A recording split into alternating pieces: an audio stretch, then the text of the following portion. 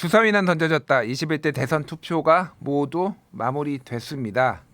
대선 후보 각 당의 네 분과 이야기 나눠보도록 하겠는데요. 박경미 더불어민주당 선대위 대변인, 박상수 국민의힘 전 대변인, 김두수 개혁신당 정무특보단장, 김준호 민주노동당 선거대책위원회 고문 네 분 나오셨습니다. 안녕하세요. 네, 안녕하십니까. 예, 제가 좀 오래 방송하다 보니까 혀가 꼬이네요. 그러시면 합니다. 네, 죄송하다는 말씀드리고 일단 김준호 고문께서 나와주셔서 굉장히 반갑네요. 아, 네. 아까도 나왔는데 예. 네. 제가 작년에 대표를 하는 바람에 대표했던 사람은 다 고문이라 그래서 네. 정치적으로 좀 조로하였습니다. 그러니까요. 네. 이게 네. 고문이라고 하면은 뭐 이렇게 무대 그쵸. 이런 분들이 이제 고문을 보통 맡으시는데 저도 어색하더라고요. 고문 명단을 보는데 담병호, 심상정, 뭐 손호철, 김세균 막 이런 이름이 있는데 갑자기 제 이름이 같이 있으니까 이게 좀 뭔가 잘못됐다 이런 생각이 좀 들더라고요. 알겠습니다. 어쨌든 정치적 중량감이 상당한 분이 오셨다라는 거에 위안을 삼고요. 박경미 대변인 오랜만에 뵙습니다. 안녕하세요. 네, 지금 선대위 대변인 맡고 있고요. 네. 지난번에 뵀을 때보다 살이 약간 빠지신 걸 고생을 좀 많이 하신 것 같아요. 조금 탔겠죠. 네. 네. 22일 동안 이제 저도 강남병 지역위원장인데요. 뭐 골목골목 경청 투어가 저희 컨셉이라서 돌아다니다 보니까 좀 그을렸습니다. 그렇군요. 예, 많이 힘드셨으리라 생각이 되고요. 박상수 당협위원장께서는 전 당협위원장이시죠? 그죠. 이제는 네. 뭐 전부 다 전입니까 어떻게? 전 그러니까, 대변인, 예. 전 당협위원장. 당협위원장은 갖고 있었는데 예, 이제 우리 경선 끝나고 제가 사퇴를 해가지고 예, 그 당직은 다 내려놨죠 지금. 그러니까요. 근데 이제 선대본부에서 본부장을 하나 줘가지고 그거는 또 요즘은 방송 때 하기는 그러시군요. 예, 무슨 예, 뭐 예. 청렴사회본부장이라고. 청년사회본부장. 예, 예. 그래서 네, 그래서 그렇군요. 뭐 그냥 선거는 저도 한 몇 개 이렇게 참여해서 지원 유세는 참여를 했었습니다. 이제 청년 떼실 나이가 되셨는데 청렴.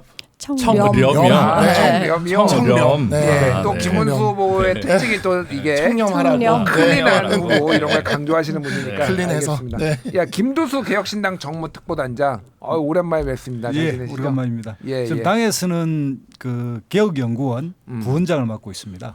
그래서 이제 그러시군요. 이번에 선거에서는 그냥 정무특보단장인데 예. 알겠습니다. 예, 이렇게 네 분 모시고 본격적으로 얘기를 해볼 텐데요. 일단 오후 8시부로 방금 전에 투표가 마감이 됐습니다. 지금 공식적으로 최종 투표율이 아직은 안 나온 것 같아요. 지금 예, 일단은 77.8%가 1시간 전이었거든요. 그러면은 지금 78%가 넘을 가능성이 상당히 높아 보입니다. 일단 박경미 대변인은 이 투표 의미 어떻게 보십니까? 네, 진보 보수 다 모두 투표 고팠던 것 같습니다. 저희는 사전 투표에서 이제 특히 첫날 좀 기록적인 그런 투표율이 나왔었고, 물론 둘째 날은 그게 많이 이제 반감됐지만은요.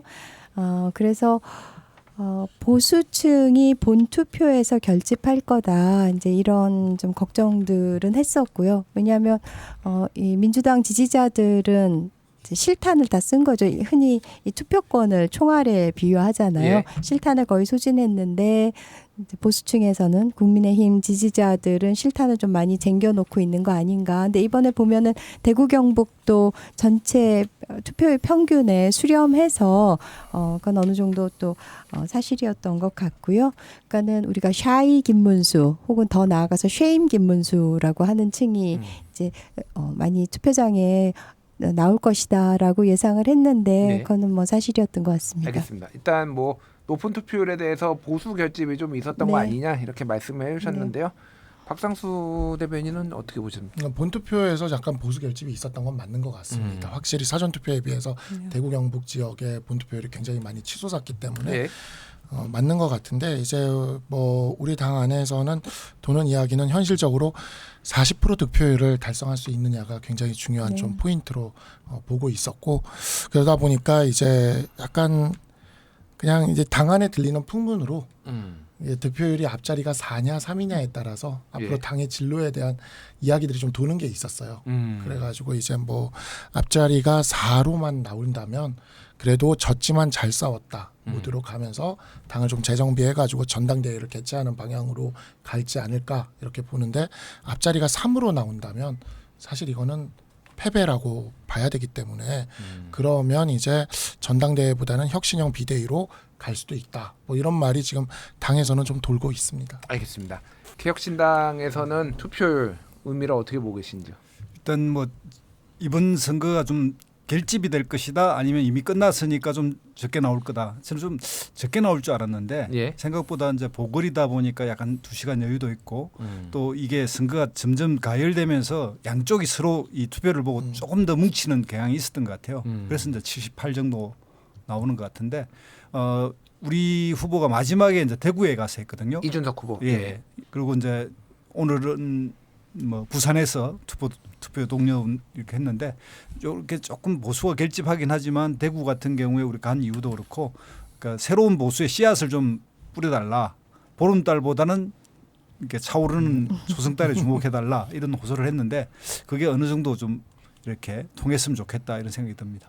알겠습니다.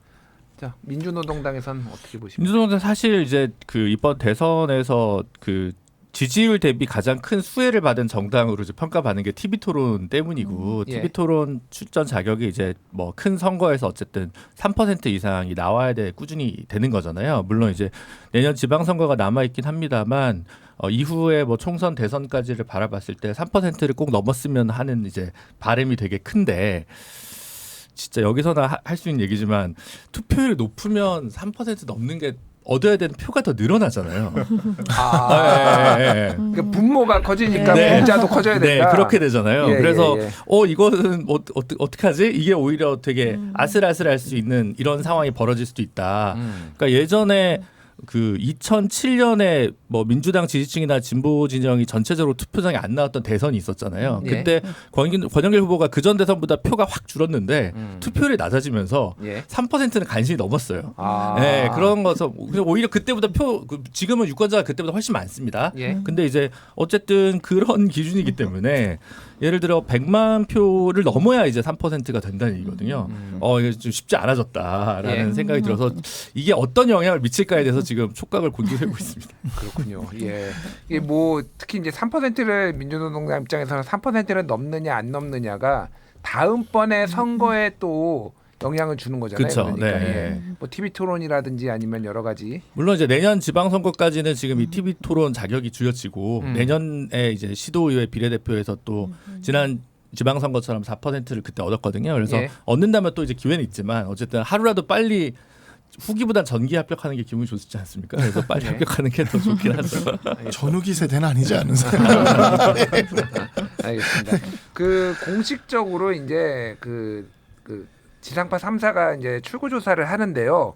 저희가 알고는 있지만은 언급을 10분이 지나야만 할 수가 있어요. 아. 네, 아. 왜냐하면 그렇게 그 전에 언급을 하면은요 벌금을 세게 물게 돼 있습니다. 그래서 조금만 이따가 저희가 출구 조사의 의미들 이제 수치들의 의미들 이제 분석을 좀 해드리도록 하고요. 짧게 요거 한번 여쭤볼게요, 네 분한테.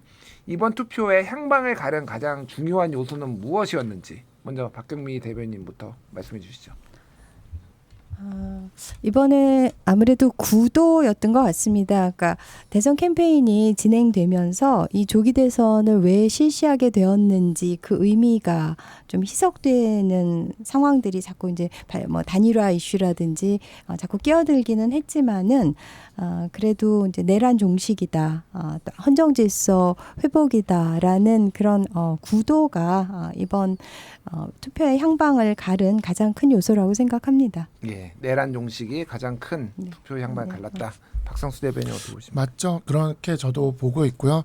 우리 당이 윤석열 전 대통령을 절연할 수 있느냐 없느냐가 굉장히 중요한 포인트였던 대선이었다. 근데 이제 윤석열 전 대통령에 대한 절연이 불완전 연소로 끝나다 보니 이 부분이 이제 완전 연소로 끌고 가는 것이 앞으로 대선 이후에 우리 당에 굉장히 중요한 과제가 됐다. 저는 그렇게 생각을 합니다. 그렇군요. 알겠습니다. 개혁신당에서는 저희들은 뭐 기본이 이제 가거냐 미래냐 이 구도로 가야 된다고 생각을 했고 그래서 뭐 내란 종식도 마찬가지고 뭐 흔히 말하는 뭐 독재적 뭐 이런 이야기도 과거의 문제로 대한민국이 어디로 나아가야 될 것인가 이 이야기를 하고 싶었는데 예. 워낙 뭐 이 보수 계열에서 단일화를 1차, 2차 1차는 한덕수 총리가 나와서 그냥 완전히 단일화 이슈를 가져갔고 후반부는 그냥 의식적으로 계속 선거 전략을 가지고 단일화 어제까지도 단일화 하자고 계속 이야기를 하고 있는 바람에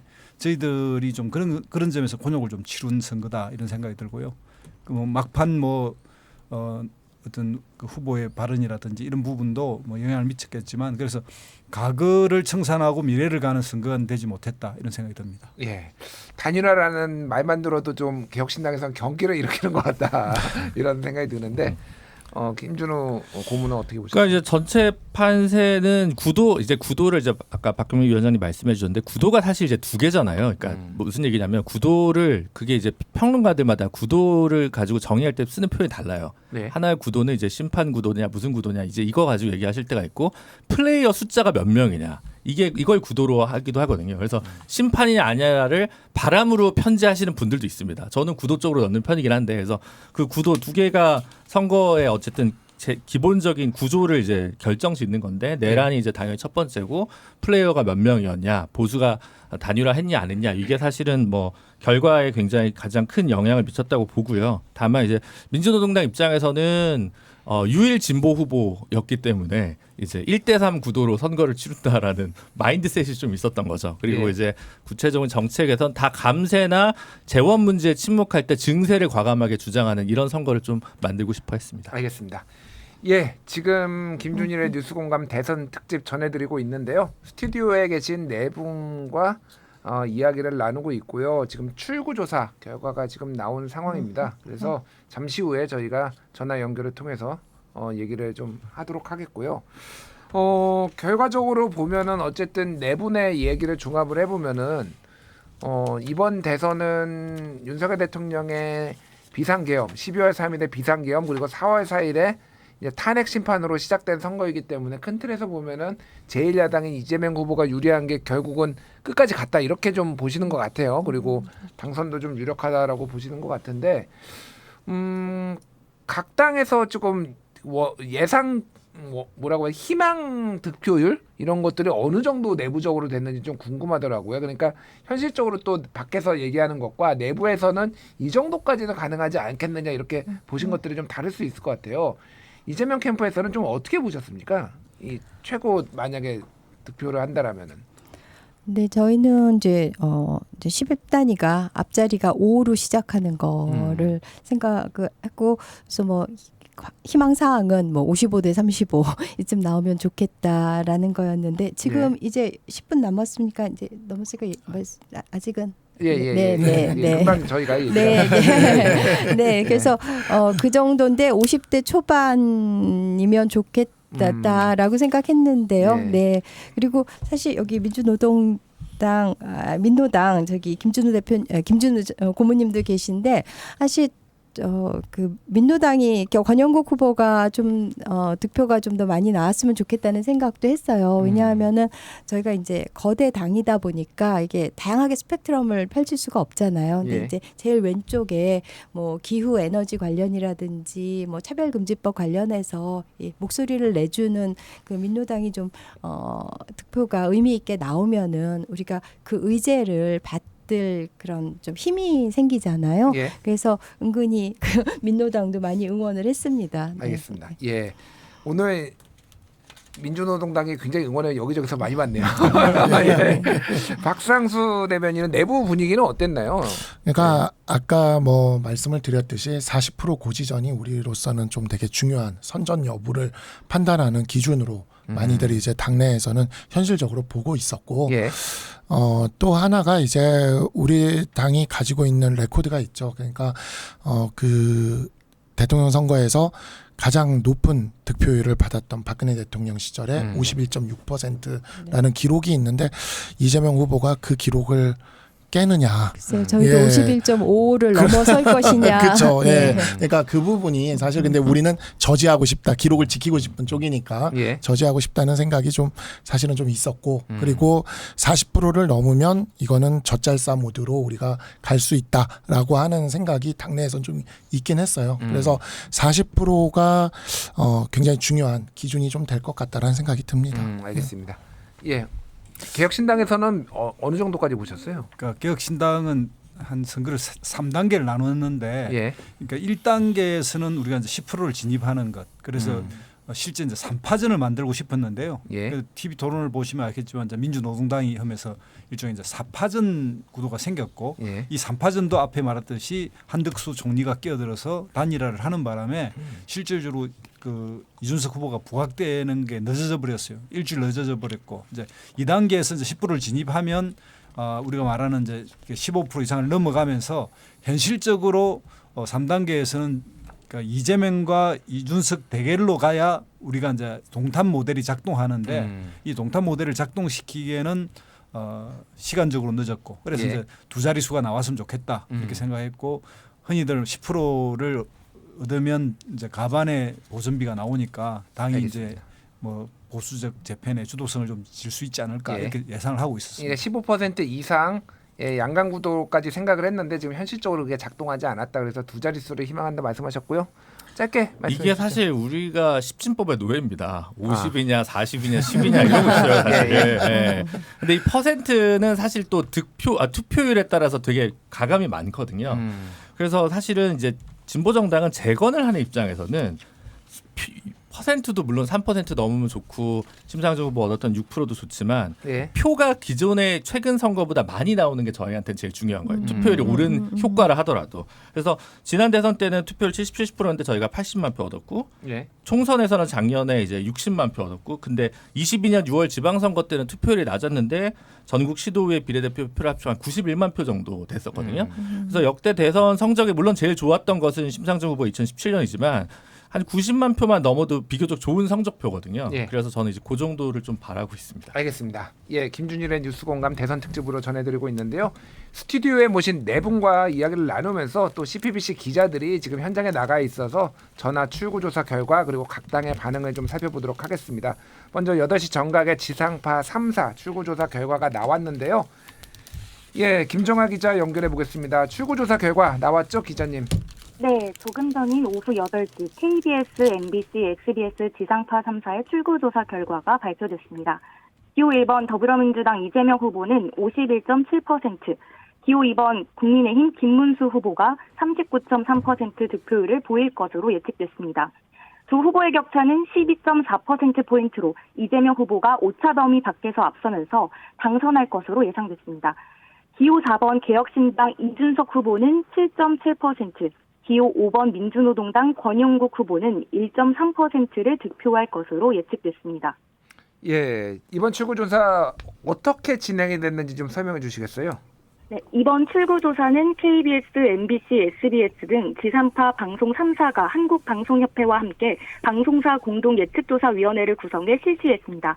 입소스 주식회사 한국리서치, 코리아리서치 인터내셔널 등 3개 조사기관에 의뢰해 선거 당일인 오늘 오전 6시부터 오후 8시까지 전국 325개 투표소에서 매번 5번째 나오는 투표자 약 8만 146명을 상대로 실시됐으며 예상 응답률은 80%에서 85%, 오차 범위는 95%, 신뢰 수준에서 플러스 마이너스 0.8%포인트입니다. 예, 이게 이제 여론조사 공표 금지 기간 이전에 있었던 여론조사 결과와 지금 출구조사 결과가 그러면 어느 정도 일치하는지 그게 그러니까 소위 말해서 이 구도가 계속 진행된 건지 좀 중간에 변화가 있었는지 궁금한데요. 그 일강 일중 일약이라는 구도 속에서 치러진 이번 선거 공표 금지 전 마지막 여론조사에서 이재명 후보가 대략 40% 후반에서 50% 초반을 기록했습니다. 이에 따라서 48%에서 52%가량의 투표율이 예상됐는데 이번 출구조사와 비교했을 때 비슷한 결과값으로 나왔습니다. 김문수 후보는 38%에서 42% 사이로, 이준석 후보는 8%에서 12% 사이의 득표율을 전망했는데 김문수 후보의 출구조사 결과는 39.3% 안으로 포함된 값이 나왔는데 이준석 후보는 여론조사 결과보다 더 떨어진 것으로 예측이 나왔습니다. 사실상 김문수 후보와 이준석 후보의 단일화가 이뤄졌다면 여론조사를 토대로 예측하기 어려운 선거가 됐을 것 같은데 막판의 역전 가능성을 엿보기에는 보수 쪽 돌파구가 없었던 것으로 볼 수 있을 것 같습니다. 예, 역대 대선 투표율과 비교했을 때 이번이 좀 높은 투표율을 기록한 것 같은데 최종 투표율이 나왔나요 지금? 네, 지금 21대 대선 최종 투표율은 77.8%로 기록이 됐습니다. 지난 대선 최종 투표율은 77.1%로 0.7%포인트 높았습니다. 1997년 15대 대선 이후 처음으로 80%를 돌파할지 관심이 집중이 됐는데 넘지 못했습니다.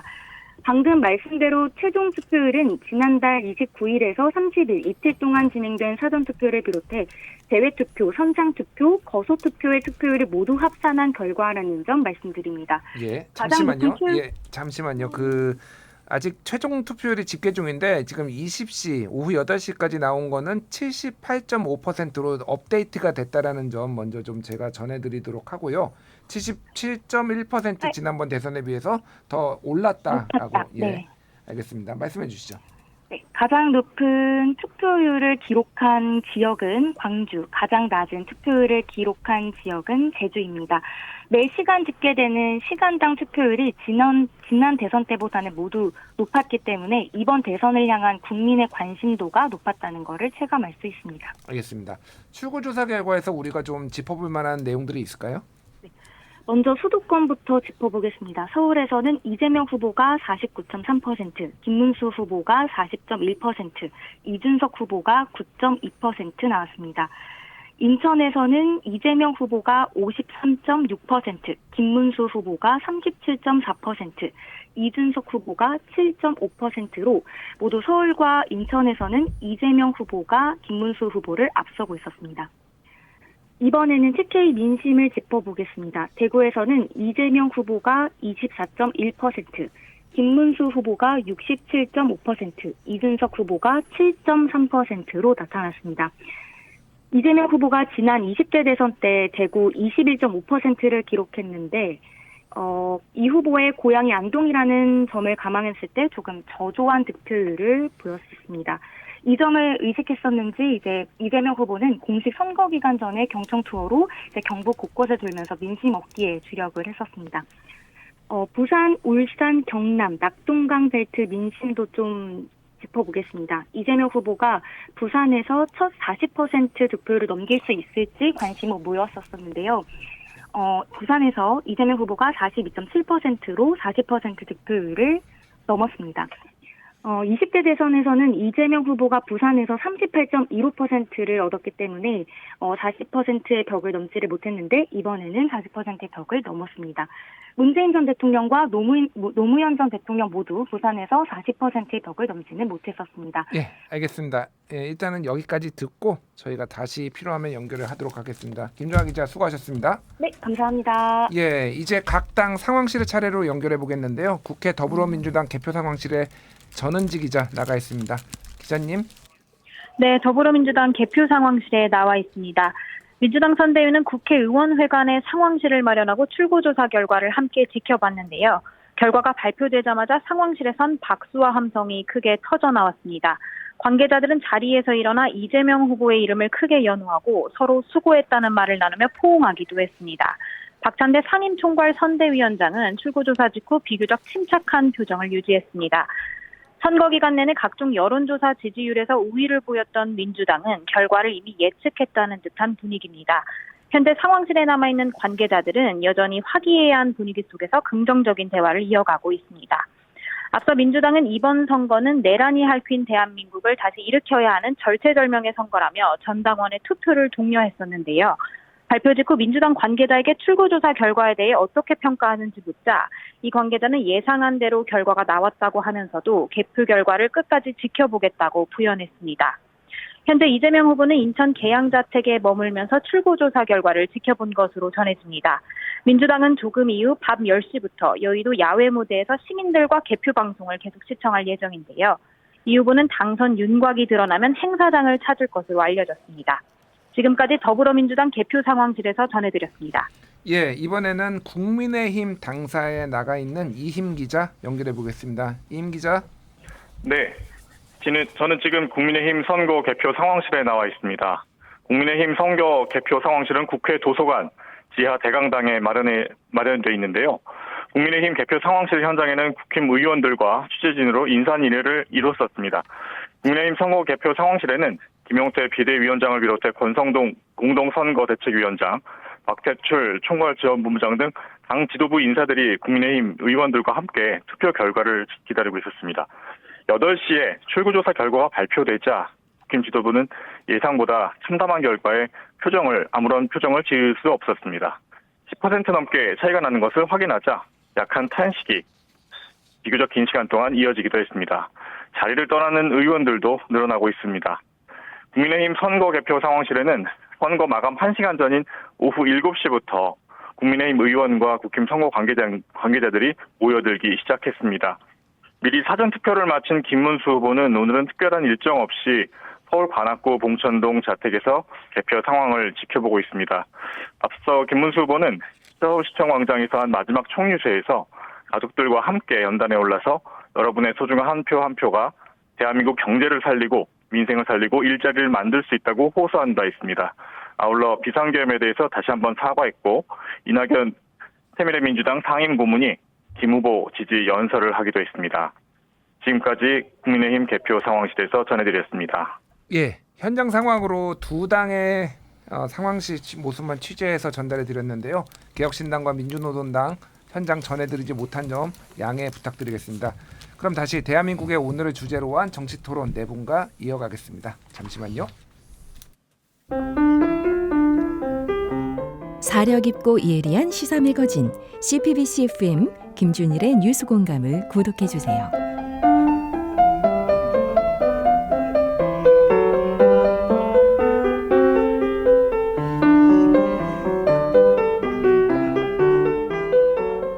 예, 김준일의 뉴스공감 대서 특집 방송 진행 중이고요. 출구조사 결과 나왔습니다. 아무래도 뭐 여론조사 전문가들도 얘기를 하기를 여론조사 공표 금지 기간, 소위 말하는 깜깜이 기간 이전과 크게 변동되는 사안은 없었다라는 거를 지금 많은 분들이 얘기를 했습니다. 일단은 각 당의 좀 입장, 반응 좀 들어보겠습니다. 먼저 박경미 대변인, 예, 어떻게 보셨습니까? 네, 지금 지상 3파 채널A, JTBC 모두 다 이재명 후보는 이제 10의 자리가 5, 김문수 후보는 10의 자리가 3. 그래서 이제 두 자릿수 차이가 나는데요. 압도적인 차이는 아니지만은 이 정도 차이면은 안정적으로 국정 운영을 할 수 있는 그런 지지율이 아닌가 생각을 합니다. 득표율이요.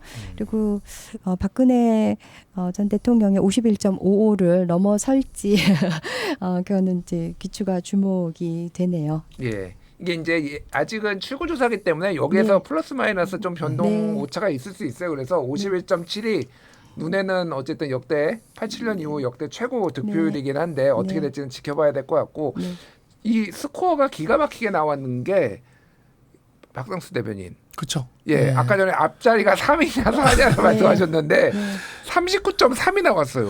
그러니까 저희가 이제 당내에서 사실 현실적으로 이제 당내 캠프에 있는 사람들끼리는 좀 이제 공유되는 그런 숫자들이 있었는데 그게 이제 보면 우리가 좀 비슷해요. 그러니까 이렇게 예측되던 그런 숫자들과 지금 비슷한데 우리 당의 숫자가 38, 9 사이를 왔다 갔다 하는 것 같다. 근데 막판 결집이 있으면 40을 넘을 수도 있을 것 같다. 그래서 이제 그게 이제 현실적으로 계속 저기를 했는데 일단은 출구조사니까요.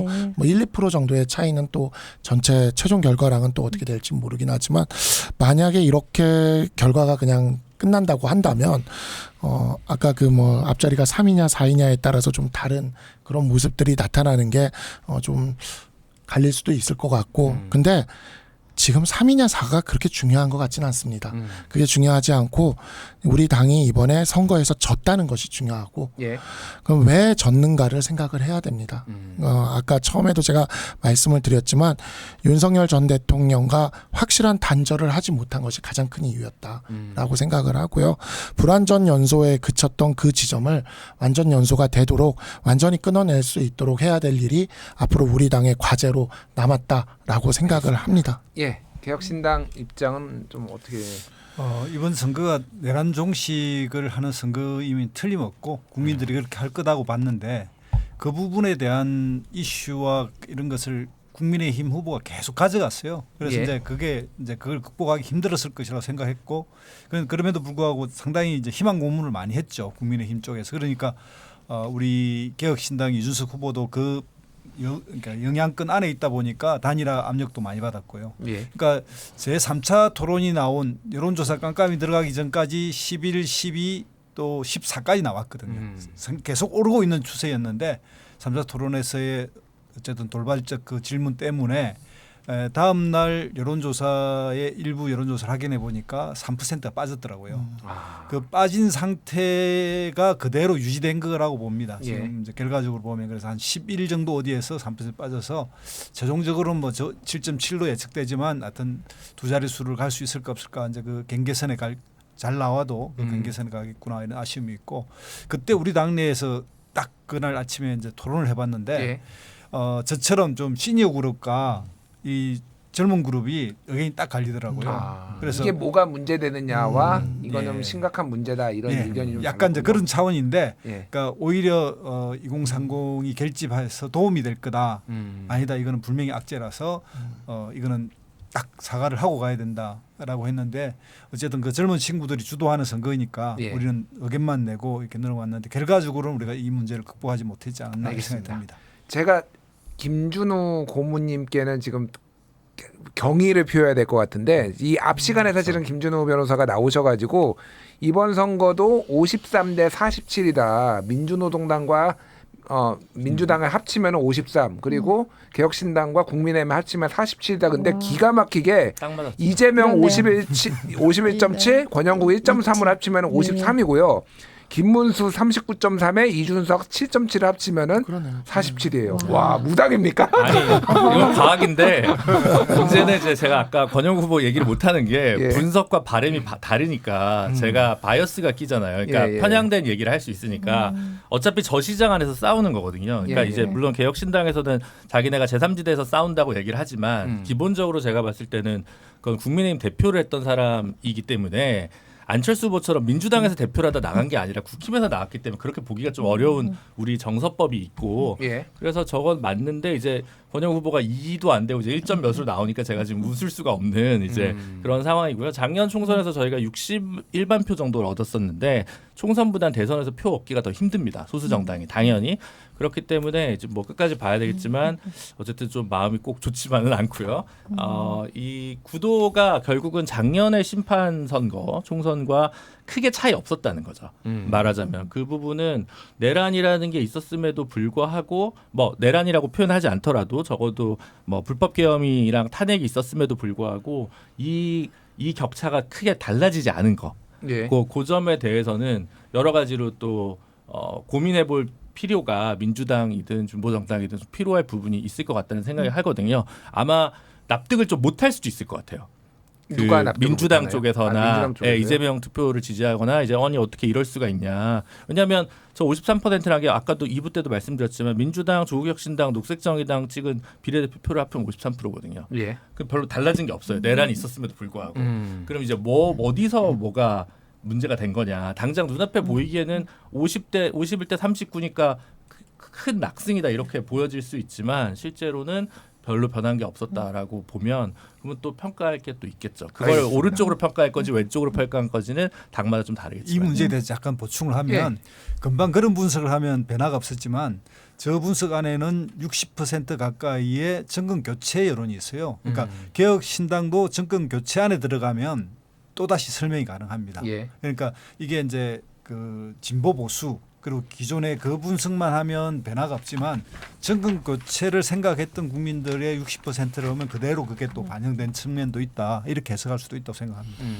뭐 이제 정권 교체 여론이 조금씩 다르기는 하는데 제가 이제 좀 즐겨보는 게 MBC에서 이번에 만들었던 메타 여론조사 분석 툴이 있어요. 그래서 거기에서 이제 이번 대선의 성격을 어떻게 보는가를 그거를 조사한 모든 여론조사를 합쳐가지고 분석을 한 건데 6월 첫째 주에 지금 정권 교체 여론은 58.4, 정권 연장은 38, 그리고 모름이 3.7 이렇게 나왔거든요. 대체적으로 보면 김문수 후보의 득표율과 정권 연장이 대체적으로 일치를 하고요. 나머지를 다 합치면은 정권 교체 여론이 맞기 때문에 이제 김도수 특보께서 설명해 주신 부분이 이제 그 부분인 것 같습니다. 박경미 대변인 말씀해 주시죠. 네.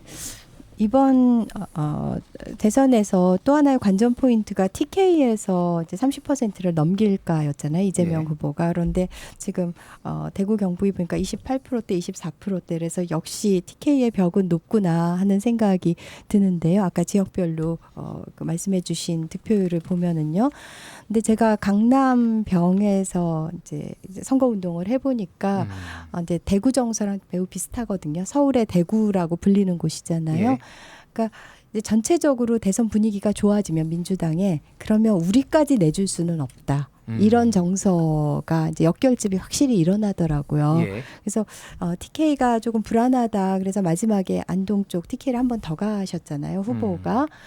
그럼에도 불구하고 이 3자를 못 찍는구나 하는 생각이 드네요. 예, 지난번에 이재명 후보가 이제 2022년 대선 때는 대략 한 대구 경북에서 22% 정도 예. 이제 득표를 했는데 네. 그거보다는 많이 올랐어요. 올랐기는 하지만 앞자리가 3, 앞자리가 네. 우리에 또 집착을 하네요. 참 이게 앞자리가 바뀌느냐 안 바뀌느냐, 네. 3을 찍지는 못했다. 좀 아쉬움을 말씀을 해주신 것 같아요. 네. 박상수 대변인은 어떻게 그러니까 보십니까? 지금 전권 교체율은 60%라는 것, 우리도 사실 우리 당 안에서도 그러한 분석들을 갖고 있었거든요. 그런데 사실 우리가 정권 교체 같은 느낌으로 여당을 이어갔던 선거들이 있어요. 대표적인 선거가 이제 6월 항쟁 이후에 87년 대선에서 노태우 대통령이 당선됐던 선거, 예. 그리고 그 다음에 김영삼 대통령이 당선됐던 선거. 이게 보수 안에서 정권 교체가 일어났다라는 느낌을 주는 그러한 선거로서 우리가 승리를 했거든요. 노태우 대통령은 6.29 선언으로 직선제를 직접 받아들이는 모습을 보여줬고, 김영삼 대통령은 민주화 운동 세력으로서 3당 합당 이후 들어가서 역시 여당 내에서 이렇게 이어져도 정권 교체가 되는구나, 이런 것으로 우리가 이 정권을 이어갔던 게 있어서 사실 이번에 탄핵 찬성 후보가 우리가 대선 후보로 나올 수만 있었다면 예. 아마 승부가 좀 다르지 않았을까. 그랬다면 개혁신당과의 단일화도 마지막까지 이렇게 무산되지 않고 이루어질 수도 있었을 것이고, 예. 그랬다면 오늘 결과가 다른 결과를 우리가 노릴 수도 있었을지 몰라요. 왜냐하면 이번 대선은 누가 생각해도 윤석열 정부로부터 정권을 교체해야 된다라는 건데, 큰 정권 교체가 야당으로의 교체라면 작은 정권 교체를 우리가 적어도 내세워서 선거를 붙었다면 해볼만 했었겠죠. 아마 그거를 마지막에 이 캠프도 이제 느껴서 김용태 비대위원장 같은 경우에 당에 얼씬도 하지 말라는 글도 올리고 탄핵 반대 당론을 무효화시키겠다는 말도 하고 뒤늦게 했지만 너무 늦었습니다. 이런 흐름을 뒤바꾸기엔 너무 역부족이었던 선거였다라고 생각합니다. 예, 뭐 이제 당내에서의 정권 교체 같은 느낌이 또 2012년에도 맞아요. 그때 이명박 네. 정권 때 이제 박근혜 비대위원장이 이름도 당명도 새누리당 바꾸고 이제 파란색에서 빨간색 이제 뭐 이런 것들도 변화를 좀 시도했던 것도 그때 당선 요인이 아니었나 이런 생각을 하고요. 예, 뭐 참 뭐 할 말은 많은데 이 얘기는 꼭 여쭤봐야 될 것 같아요. 지금 가장 결정적인 뭐 대선의 장면들이 어떤 것들이 있었는지 한번 말씀해 주시고, 다음에 이제 향후에 내일부터 이제 정치권에 무슨 일이 벌어질 것인가, 뭐 각 당에 대한 평가도 있고 그런 이야기를 좀 이어가는 방식으로 하겠습니다.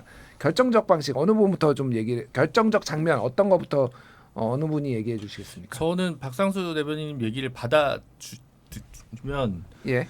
한동훈 후보가 아니라 김문수 후보로 선출됐을 때 끝났다라고 봤죠. 아, 김문수 후보였을 때 끝났다. 네, 김문수 후보이면 탄핵에 대해서 어쨌든이나 계엄에 대한 입장이 불분명하거나 윤석열 대통령을 다소 비호하는 듯한 인상을 줬기 때문에, 그러면 미래 대결로 갔어야 되는데 과거에 부박당하는 걸로 갔고, 예. 그래서 뭐 단일화 얘기도 아까 박상수 대변인 하셨지만 이게 한동훈 후보였으면 이준석 후보가 완주하기 쉽지 않았을 거거든요. 명분상. 아, 예, 예. 명분상. 우리 나도 탄핵 반대했고 계엄 해제하자고, 그러니까 탄핵 찬성했고 계엄 해제하자고 했다라고 얘기하면 변별성 이길 내기가 되게 어려웠을 거예요. 근데 김문수 후보가 되는 순간 저러면 이준석 대표는 무조건 완주할 거고 이재명 후보는 정말 어마어마한 일이 있지 않고서는 그냥 낙승하겠구나라고 저는 해서 사실 선거 결과는 그때 좀 끝났다고 봤고요. 예. 예.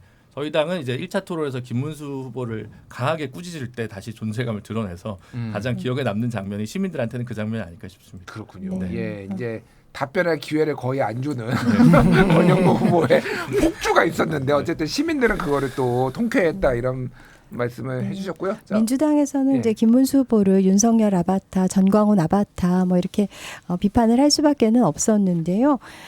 김문수 후보를 이렇게 보고 있으면 참 극한 직업이겠다 이런 생각이 드는 게 극한 직업이요. 예, 왜냐하면 이 계엄의 강, 뭐 탄핵의 바다 이거를 참 건너기도 어렵고 윤석열 또 전광훈 목사에 대해서 이렇게 좀 스탠스를 어떻게 잡기가 어렵잖아요. 그쪽 지지 세력들도 끌어안아야 되고 또 합리적인 보수도 끌어안아야 되고 그 다양한 스펙트럼을 어떻게 그냥 품어 안아야 되는데 그러니까 이제 약간 스텝이 꼬이고 약간 일관성이 없고 모순적인 얘기를 하게 되고 예. 그래서 참 극한 직업이다 하는 생각을 했었어요. 그렇군요. 근데 그 장면이 아마도 김준우 고모님 말씀처럼 결정적인 그런 모멘트였던 것 같습니다. 김문수 예. 후보가 됐던 게. 김문수 후보 얘기가 많이 나와서 제가 지금 뭐 질문도 드리면서 결정적 장면 얘기를 해볼게요. 사실 이재명 후보에게도 여러 차례 위기가 네. 있었어요. 뭐 네. 이를테면 대법원에 대한 네. 압박이라든지 뭐 여러 대법원 가지 수 100명. 예.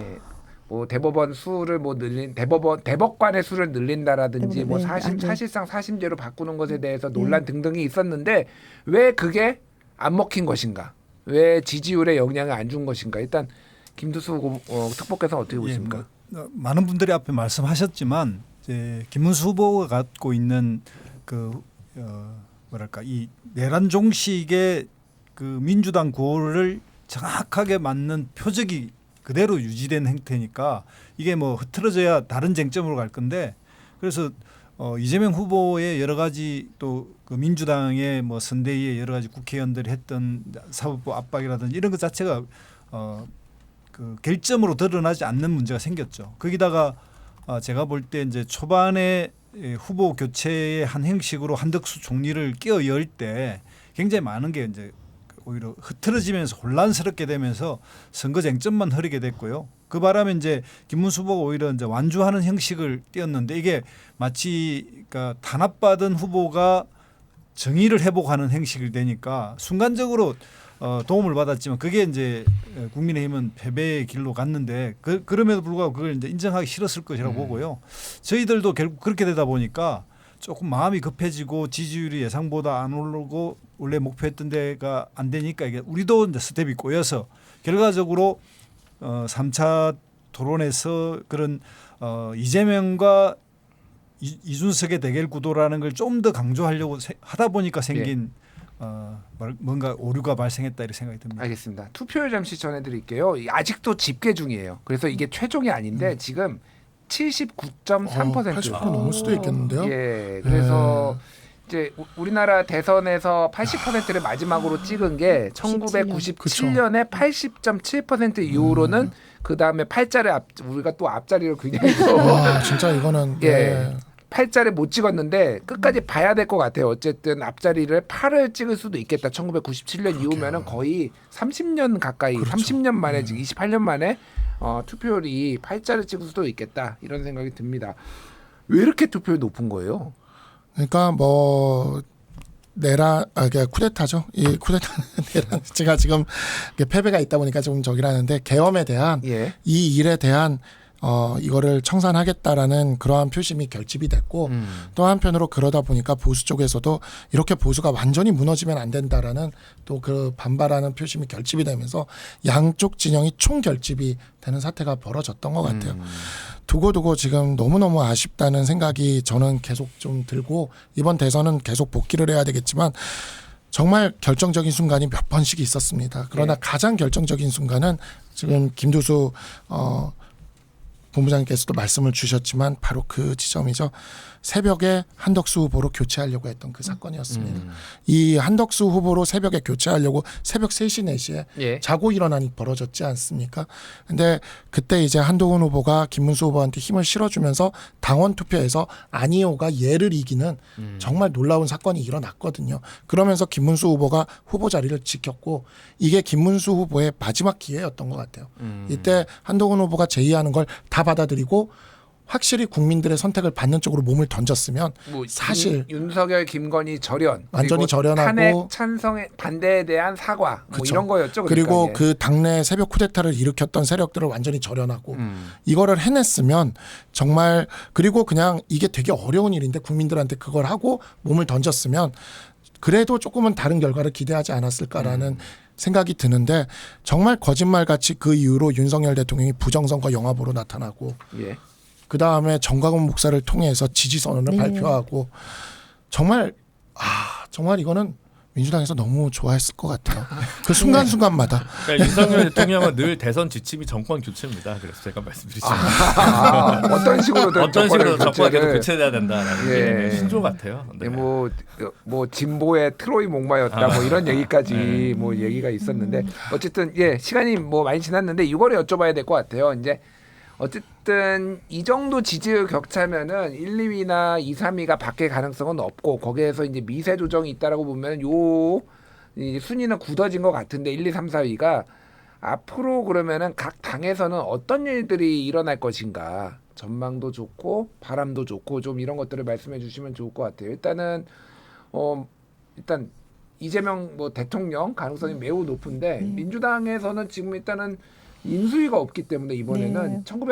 2017년에도 한번 경험을 했잖아요. 그게 다행이라고 해야 될지 이게 참 불행한 일인데 어쨌든 인수위 없는 좀 바로 이제 정권이 시작되는 거잖아요. 어떻게 지금 진행이 될까요? 내일 취임 선서식을 하고 뭐 정말 통수권자로 국정 운영 뭐 바로 시작을 하시는 건데요.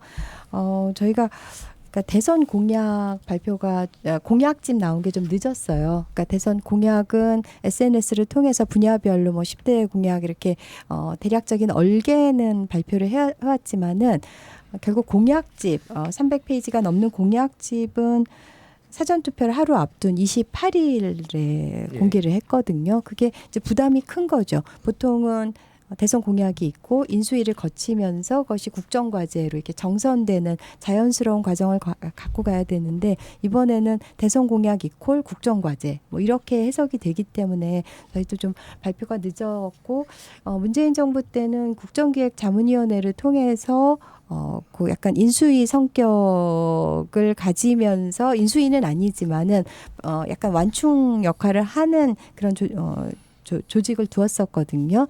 근데 이번에는 일단 비슷한 기구를 아마도 만드는 것으로 알고 있고요. 바로 이제 1호 업무 지시부터 내일 나갈 건데요. 비상경제 특별위원회 설치한다. 그래서 이제 민생 회복과 미래 산업에 대한 그런 비전 제시하고 그다음 미국 관세 대응하고 또 추경 편성하고 이렇게 그 첫 번째 지시이자 그 과제가 비상경제 특별위원회로 알고 있습니다. 알겠습니다. 예, 경제 살리기에 일단은 정부 초창기에 초점을 맞추겠다 이렇게 말씀해 주셨고요. 국민의힘 상황이 조금 사실 제일 궁금한 게 사람들이 국민의힘이 어떻게 될 것인가 이거를 궁금해하세요. 개인적으로 솔직히 저도 궁금합니다. 왜냐하면은 이 뭐 한덕수 총리를 이제 단일화를 하려는 과정에 대해서 책임론 누군가는 이거에 책임을 져야 된다라는 거에 대해서 이를테면 권영세 비대위원장은 사퇴를 했는데. 권성동 원내대표는 계속 자리를 유지하고 있고 그래서 이게 당내 역학관계는 어떻게 변화할 것이냐 뭐 각종 시나리오들이 나오고 있거든요. 어떻게 보십니까? 권성동 원내대표와 친윤 세력들이 당권을 계속 유지하려는 굉장히 마지막 그 발버둥이 이어지겠죠. 저는 그렇게 될 거라고 봅니다. 그런데 그것을 과연 우리 당원들이 용납할 것이냐가 이제 앞으로 좀 지켜볼 포인트고 당은 어쩔 수 없이 격렬한 논쟁 속으로 빠져 들어가게 될 수밖에 없을 겁니다. 근데 그 과정에서 정말 강서구청장 보궐선거부터 시작해서 조금 더 거슬러 올라가면 엑스포부터 시작해야 될 것 같습니다. 손 대는 것마다 모든 것이 처참하게 패배했던 이 친윤 세력들이 이제는 정치적 책임을 좀 지는 모습을 보였으면 좋겠다. 네.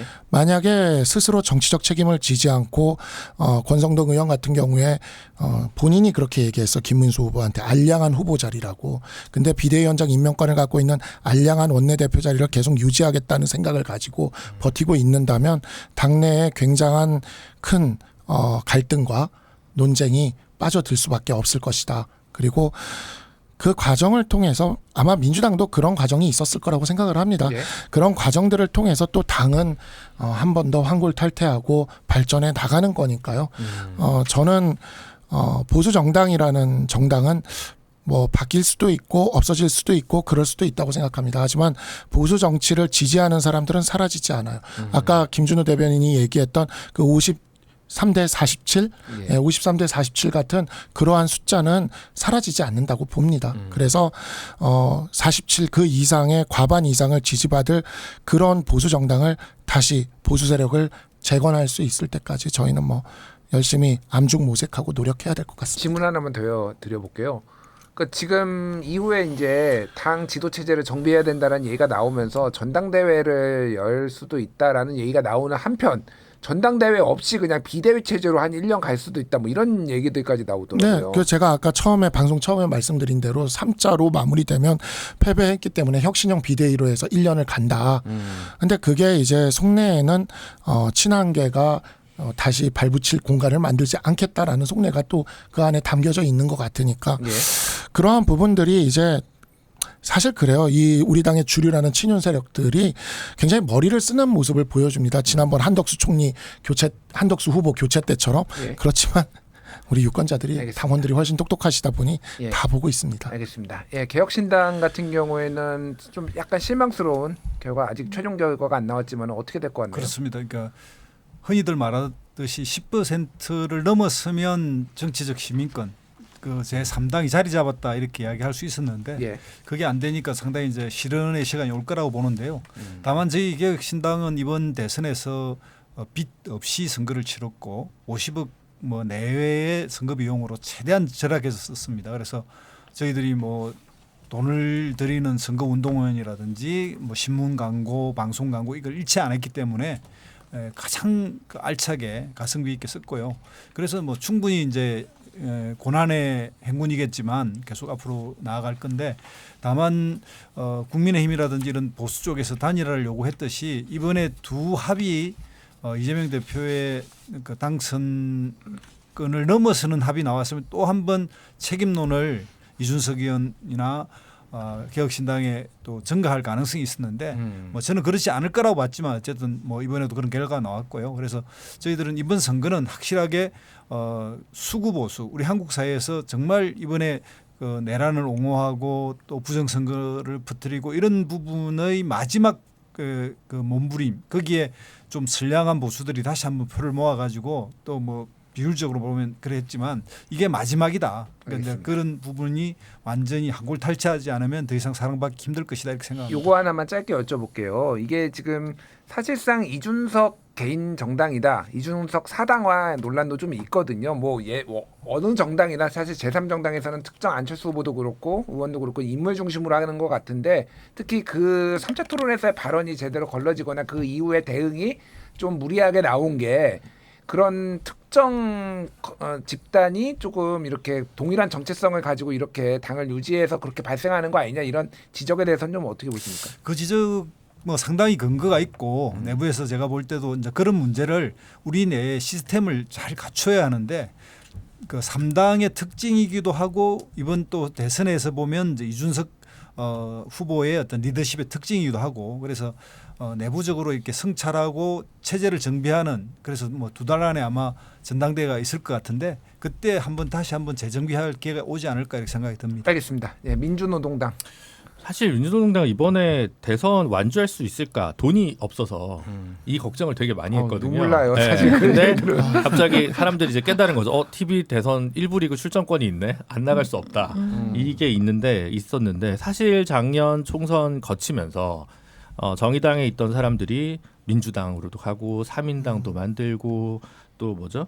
거기 새로운 미래로도 가고 개혁신당으로도 가고 그다음 조국혁신당으로 가고 거의 뭐 당뇨 인재 상환학교처럼 이제 이정리 없이 다 배출만 해서 떠나가기만 하다가 이번에 작년에도 물론 이제 녹색당이랑 같이 했습니다만 이번에는 노동당도 같이 하고 이제 그렇게 되면서 민주노총 산별 노조 중에 한 서너 개가 공식 지지 선언을 또 받아냈거든요. 예. 그래서 함께하는 사람이 좀 늘어났다는 면에서 뭐랄까 재건의 어떤 종잣돈을 좀 마련했고 그리고 이제 TV 토론 이후에 후원금도 굉장히 좀 많이 들어오면서 빚 없는 선거를 할 수 있게 됐습니다. 그래서 저희는 사실 그 4자 토론 나간 후보 중에 유일하게 국고보조금 없는 선거를 치른 건데 그럼에도 불구하고 그리고 이제 뭐 앞서 뭐 개혁신당 40~50%인데 여기는 한 10억 뭐 하여튼 그 예. 정도 가지고 이제 하는 건데 그것만 해도 저는 뭐 그 가지고 있던 거에 비해서 괜찮은 성적표를 받지 않았나라는 생각이 듭니다. 예. 네.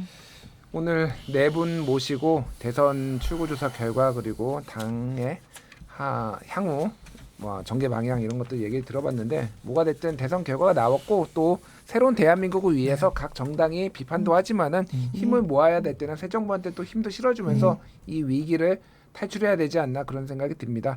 예, 지금까지 박경미, 박상수, 김두수, 김준우 네 분과 함께 대선과 한국의 오늘 이야기 나눠봤습니다. 네 분 나와주셔서 감사합니다. 감사합니다. 감사합니다.